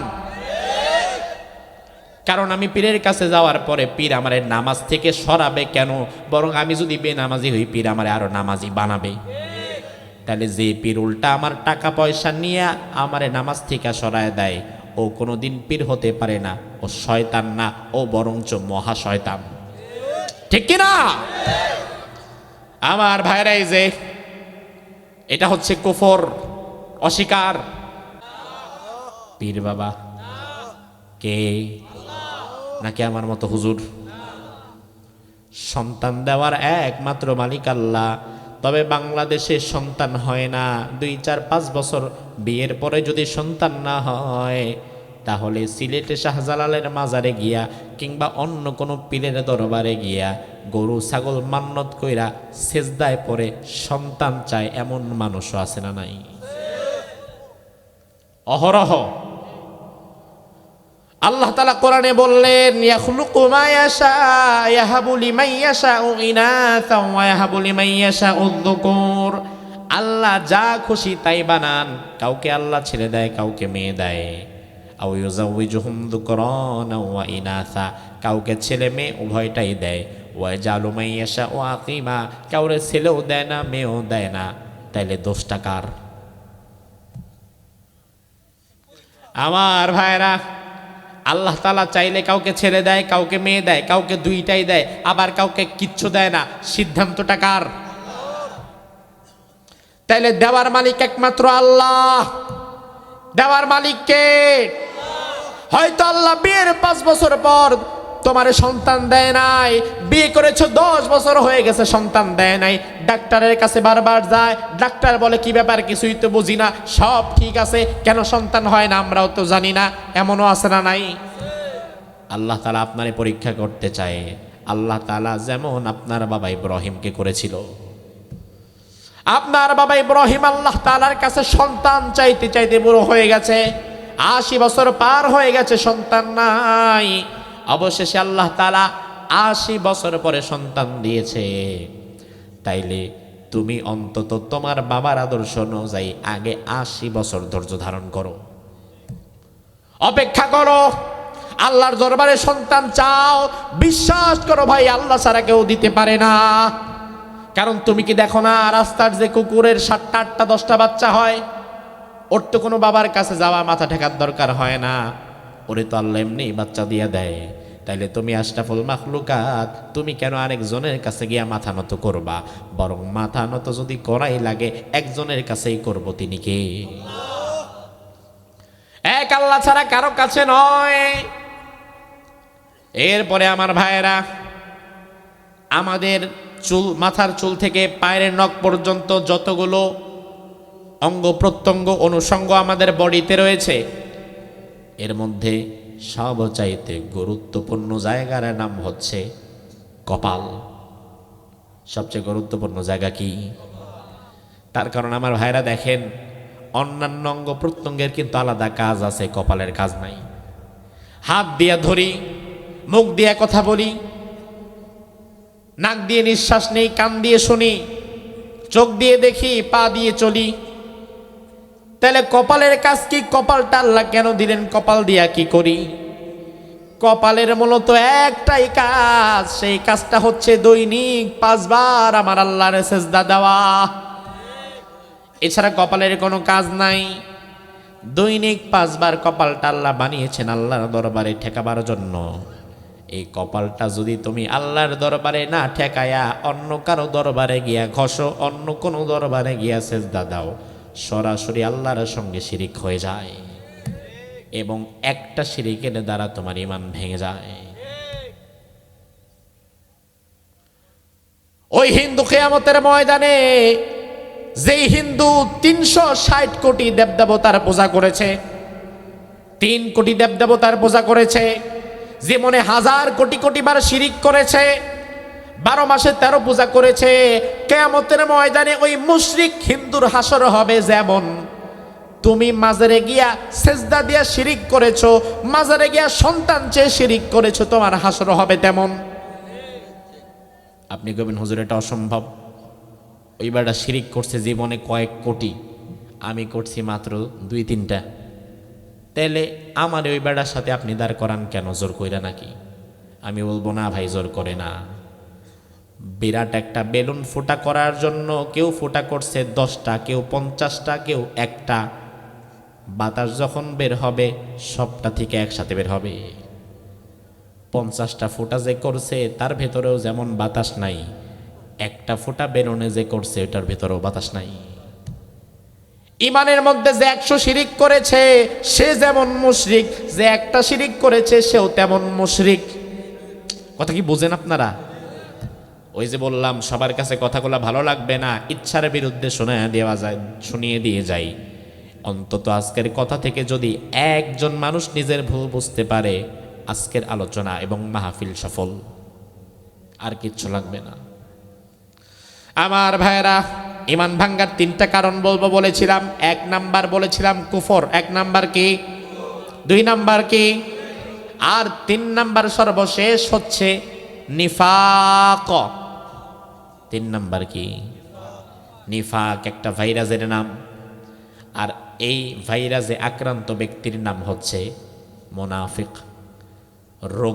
রোগের নাম নিফাক, রোগীর নাম মুনাফিক। এই নিফাকের দ্বারা ঈমান ভেঙে যায়। এখন আমাদের সমাজে মুনাফিক মার্কা মুসলমানের সংখ্যা বেশি না কম? আল্লাহ তাআলা কোরআনুল কারীমে মুনাফিকদের ব্যাপারে বললেন, মুযাবযাবিনা বাইনা যালিকা লা ইলাহা ওলা ওয়ালা ইলাহা ওলা। এরা একবার ডানেও যায়, একবার বামেও যায়। মুনাফিকরা মাহফিলেও আসে, আবার গানের কনসার্টেও যায়। মাহফিলে আইসা চুপচাপ বইসা থাকে, দেখি হুজুর কি কয়, ভাল লাগে নাকি একটু শুনি, ঘুম তো আসে না। আবার পরের দিন যখন কোনো শিরিকের মজমা বসে, কোনো গানের কনসার্ট বসে, কোনো বেডি আইসা যখন রসায়া রসায়া শরীয়তের আর মারিফতের গান গায়, ওখানেও যা বসে থাকে। বরঞ্চ মাহফিলের চাইতে ওই গানের কনসার্টের শ্রোতা বেশি না কম? আমার ভাইরা, এটা হচ্ছে মুনাফিক, যে মাহফিলেও আসে আবার গানেও যায়, যে মসজিদেও আসে আবার মন্দিরেও যায়। মাছির মতো স্বভাব হয়ে গেছে, সুযোগ পাইলে মিষ্টির দোকানেও ঢুকে, আর সুযোগ না পাইলে সারাদিন পায়খানা গিয়ে বসে থাকে। আপনাকে তো মাছির মতো হলে চলবে না। আপনি ইমানদার, আপনি হচ্ছেন মৌমাছি। আমি জীবনে কোনোদিন পায়খানায় ঢুকবো না। আমার কাজ হচ্ছে ফুলের মধ্যে, ঠিক কি না? আমি পবিত্র জায়গায় থাকবো, আমি মসজিদে থাকবো, আমি মাহফিলে থাকবো, আমি ভালো ভালো কাজে থাকবো, আমি খারাপ কাজে যাব কেন? আমাদের সমাজে দেখবেন কিছু নেতা আছে, মেম্বার, চেয়ারম্যান, এমপি, যখন দাওয়াত দিবেন বলবেন চলেন আমরা একটা মাহফিলে করতেছি, মাহফিলে আসেন, আপনি হচ্ছেন সভাপতি, প্রধান অতিথি, অবশ্যই যাব, আসো। মাহফিলে আইসা বলবে, ভাইরা আমার, ইসলাম ধরে রাখা লাগবে, ইসলামের জন্য কাজ করা লাগবে, হুজুর ক্যান্সেল ভালো হয়েছে, আপনাদের মাহফিলের জন্য 10,000 টাকা আমি দিয়ে দিলাম। আমরা সবাই তার জন্য দোয়া করলাম। 2-4-5 দিন পরে এলাকার খারাপ পোলাপান বলবে, আমরা মমতাজ বেগম রাইন একটা কনসার্ট দেবো, আপনি থাকবেন? নেতা করবো, থাকবো না মানে সবার আগে আমি থাকবো, যা লাগবো নিয়ে আনে। মাহফিলে দিছি 10,000, তো করে দিলাম 20,000। এবার মমতাজের গানের কনসার্টে গিয়ে একই নেতা আবার বলে বাঙালি সংস্কৃতিও ধরে রাখা লাগবে। এবার মমতাজ রে আনছো, তাতে হবে না, আগামী বছর জেমস রে আনবা, লাগলে বিদেশ থেকে শিল্পী ভালো করে আনবা। 2-4-5 দিন আগে মাহফিলে এসে বলছে ইসলাম ধরে রাখা লাগবে। 2-4-5 দিন পরে গানের কনসার্টে গিয়ে কয় গান ধরে রাখা লাগবে, বাঙালি সংস্কৃতিও ধরে রাখা লাগবে। এমন মুনাফিক মার্কা নেতাও সমাজে আছে না নাই? মুনাফিকি কাজ কারবার বাদ দাও, কারণ আমার আল্লাহ বলেছেন ইন্নাল মুনাফিকিনা ফিদ দারকিল আসফালি মিনান নার। আমি আল্লাহ তাআলা জাহান্নামের সব চাইতে তলদেশে মুনাফিকদেরকে রাখবো। এই আয়াত প্রমাণ করে জাহান্নাম উদ্বোধন আল্লাহ মুনাফিকদের দিয়ে করবেন। জাহান্নামের সব চাইতে তলদেশে মানে কি? এই যে ধরেন আমি একটা টিস্যু নিলাম, এখানে একটা বালতি নিলাম, একটা পাত্র নিলাম, এবার টিস্যুগুলারে মোড়ায় মোড়ায় যদি আমি নিচের দিকে ফেলি, তাইলে সব চাইতে নিচে কিন্তু ওই টিস্যুটা পড়বে, যে টিস্যুটা ফেলেছিলাম সবার আগে। মুনাফিকদের সবার নিচে আল্লাহ রাখবেন মানে কি? মুনাফিকদেরকে সবার আগে আল্লাহ জাহান্নামে ফেলবেন, এরপরে কাফের মুশরিকদের ফেলবেন, কিন্তু মুনাফিকগুলারে আগে ফেলবেন। কারণ যুগে যুগে ইসলাম সবচাইতে বেশি ক্ষতিগ্রস্ত হয়েছে মুনাফিকদের জন্য, ঠিক কি না? আজ আপনি দেখেন আমার বাংলাদেশ সবচাইতে বেশি ক্ষতিগ্রস্ত হয় মুনাফিকদের কারণে। এই যে বাংলাদেশ, এক শ্রেণীর মানুষ আছে আপনি দেখবেন তারা জন্মগ্রহণ করেছে বাংলাদেশে, বাংলাদেশে জন্ম, বাংলাদেশে খায়, বাংলাদেশে ঘুমায়, বাংলাদেশে পড়ে, বাংলাদেশে ব্যবসা করে, সব তার বাংলাদেশে, কিন্তু বাংলাদেশের স্বাধীনতা সার্বভৌমত্বের প্রশ্নে সে দাঁড়ায় না। বাংলাদেশে খায়া পইরা, বাংলাদেশে জন্মগ্রহণ কইরা কথা বলে ভারতের সাথে, ভারতের পক্ষে কথা বলে, হিন্দুস্তানের পক্ষে কথা বলে, তখন বুঝে নিবেন ও আসলে জন্মগতভাবে বাংলাদেশে হইলেও মূলত ওর রক্তে দিল্লির প্রেম প্রবাহমান। আমার ভাইরা দেখেন, সর্বশেষ কথা বলে দিয়ে যাই, বর্তমান সময়ে এই বাংলাদেশটাকে নিয়ে দলমত নির্বিশেষে জবাব দিবেন। সব চাইতে বেশি ষড়যন্ত্র যেই দেশটা করছে ওই দেশটা কোন দেশ? সন্দেহ আছে নাকি? প্রতিনিয়ত ভারতীয় গণমাধ্যম বাংলাদেশটাকে নিয়ে মিথ্যা সংবাদ প্রচার করছে। প্রতিনিয়ত দেখাইতেছে বাংলাদেশে হিন্দুদেরকে মারা হইতেছে, হিন্দুদের জবাই করা হচ্ছে, মন্দির ভেঙে ফেলা হচ্ছে, মূর্তির গায়ে আঘাত করা হচ্ছে। 5ই আগস্টের পরে আপনাদের ফরিদপুরে হিন্দু আছে না নাই? মারছেন কয়জন রে? কয়টা মন্দির ভাঙছেন? বড়গারো আমরা মন্দির পাহারা দিয়েছিলাম। তাইলে আমরা মন্দির পাহারা দিই আর তোমরা আমাদেরকে মিথ্যা অপবাদ দাও। বরং তোমরা আসলে যা প্রচার করো তা বাংলাদেশে হয় না, তা মূলত তোমাদের দেশেই হয়। গত সপ্তাহের রিপোর্ট, 200 বছরের পুরানো একটা মসজিদ ভেঙে ফেলেছে ভারতে, অথচ আমরা একটা মন্দিরও ভাঙছি। ওরা বাবরি মসজিদ ভেঙে রাম মন্দির বানিয়েছে, প্রতিবাদে আমরা একটা মন্দিরও ভেঙেছি না। তাহলে সম্প্রীতি যদি শেখা লাগে ওদের থেকে আমরা শিখবো না আমাদেরটা দেখে ওরা শিখবে? ওরা আমাদেরকে ভয় দেখায়, এই বাংলাদেশ চুপচাপ থাকবা, যা বলি তাই করবা, কথা শুনবা, বেশি কথা বলবা না, যারে তোমাদের মাথায় বসাবো তারাই মানবা, নয়তো পেঁয়াজ বন্ধ করে দিব, চাল বন্ধ করে দিব, ডাল বন্ধ করে দিব, এমন হুমকি মাঝে মাঝে তারা দেয়। আমার ভাইরা জবাব দেন, পৃথিবীর মানচিত্রে যদি ভারত বলতে কোনো দেশ না থাকে তবুও কি আমরা না খেয়ে মরবো? অসম্ভব। কারণ রিজিকের মালিক কি নরেন্দ্র মোদী? রিজিকের মালিক কে? আমাদেরকে ভয় দেখাবে না। ওরা ভয় দেখায় চিন্তা করে তাহলে যেন আমরা একটু ভয় পেয়ে চুপচাপ হয়ে যাই। বরং আমি বিশ্বাস করি 5ই আগস্টের পর স্বৈরাচার যেমন বিদায় হয়েছে, দিল্লির কালো ছায়া আমার মাথার উপর থেকে বিদায় হয়ে গেছে। আগামীর বাংলাদেশে কোন স্বৈরাচার এবং দিল্লির পক্ষে কথা বলবে এমন কোন হিন্দুস্তানি রাজাকারের কথাও আমরা মানব না। পাকিস্তানের পক্ষে কথা বললে যদি পাকিস্তানি রাজাকার হওয়া লাগে, তাহলে হিন্দুস্তানের পক্ষে কথা বললে তো হিন্দুস্তানি রাজাকার হওয়া লাগে। বাদ দাও পাকিস্তান, বাদ দাও নয়াদিল্লি। আগামীর বাংলাদেশে কে ক্ষমতায় যাবে, কে ক্ষমতা থেকে নামবে তা ভারত, আমেরিকা, চীন, রাশিয়া তারা ঠিক করবে না। আগামীর বাংলাদেশে কারা ক্ষমতায় যাবে, কারা ক্ষমতায় বসবে তা ঠিক করবে বাংলাদেশের 18 কোটি মুসলমান।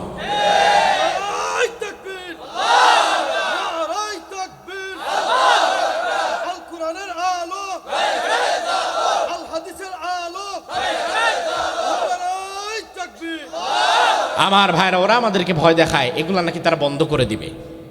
বন্ধ করে দিলে কি আমরা না খেয়ে মরবো? বরং বাংলাদেশ তো হচ্ছে ওদের জন্য একটা বাজার। বাংলাদেশ তাদের বাজার। ওদের কথা শুনলে মনে হয় কি জানেন? ওদের কথা শুনলে মনে হয় এতিমখানায় পোলা পান কালেকশন করতে গেছে আর ধমক দিয়ে পাঠায় দিচ্ছে। ওরা কি আমাদেরকে মাগনা দেয়, খয়রাত দেয়, না ব্যবসা করে? এখন ব্যবসা করতে না পারলে লস তো আমার না, লস তো তোর। বরং আমরা যদি একবার চিন্তা করি তোর পেঁয়াজ নেওয়া বন্ধ করে দেব, পৃথিবীর অন্য কোনো জায়গা থেকে পেঁয়াজ আনবো, প্রয়োজনে পেঁয়াজ খাওয়া কমা দিব, তাহলে তোর পেঁয়াজ তোর খেতে পচবে, কুত্তায়ও খাবে না।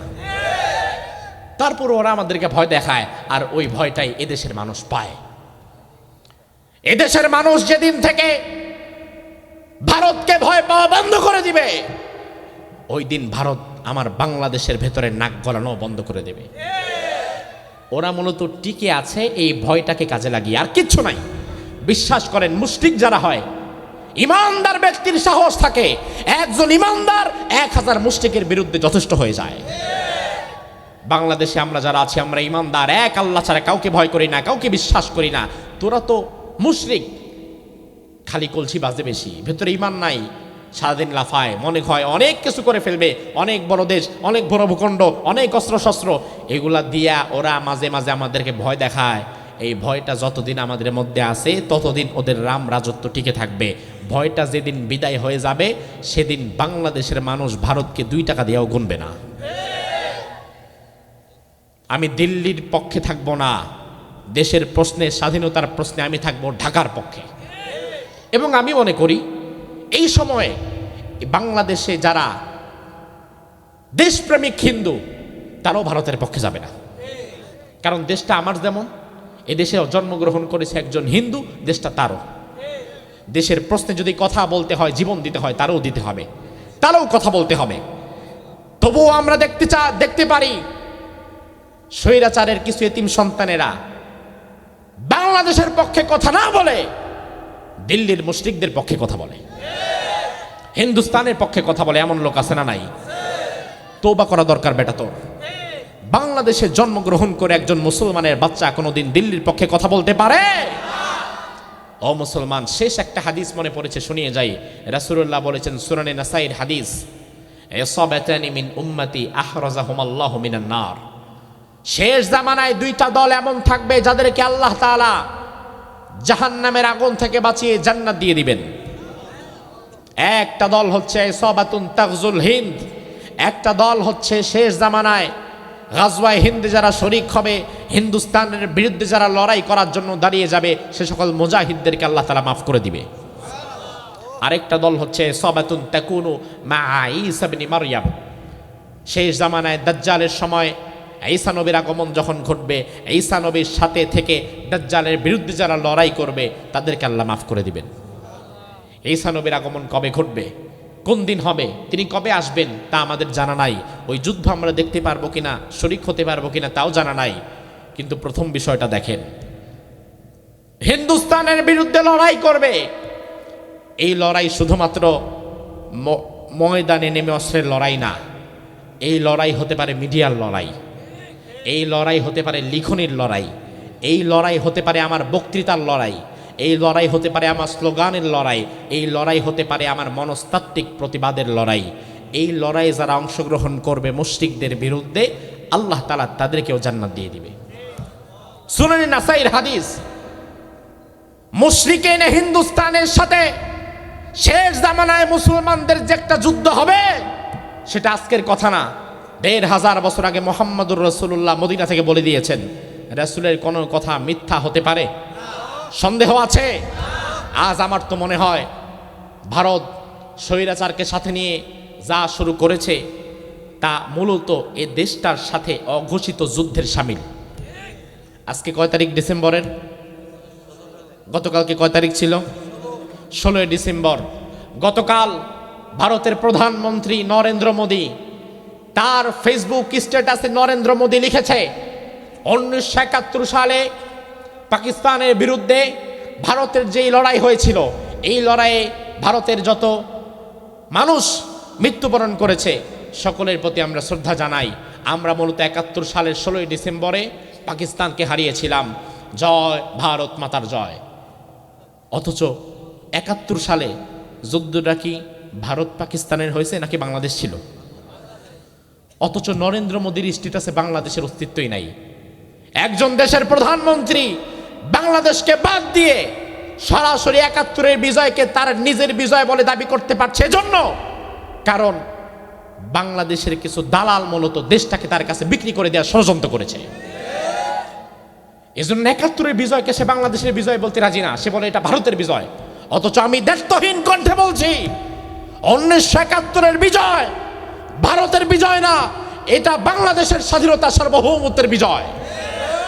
এজন্য আমার ভাইরা, ঈমান যাদের আছে, নিজের দেশকে যারা ভালোবাসেন, রাসূলের হাদিস অনুযায়ী শেষ জামানায় হিন্দুস্তানের বিপক্ষে যদি আবার একটা লড়াই করতে হয়, যদি আবার একটা যুদ্ধের ডাক আসে, ওই যুদ্ধে যার যা আছে তা নিয়ে হিন্দুস্তানের মোকাবেলা করার জন্য কারা কারা প্রস্তুত আছে আল্লাহরে দেখাও।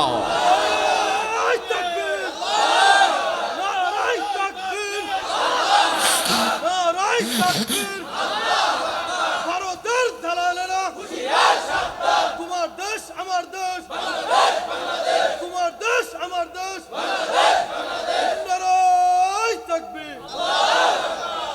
মুনাফিকি বাদ দিতে হবে। বাংলাদেশে জন্মগ্রহণ করেছি, আমার দেশ শত খারাপ হইলে ওইটা আমারই দেশ।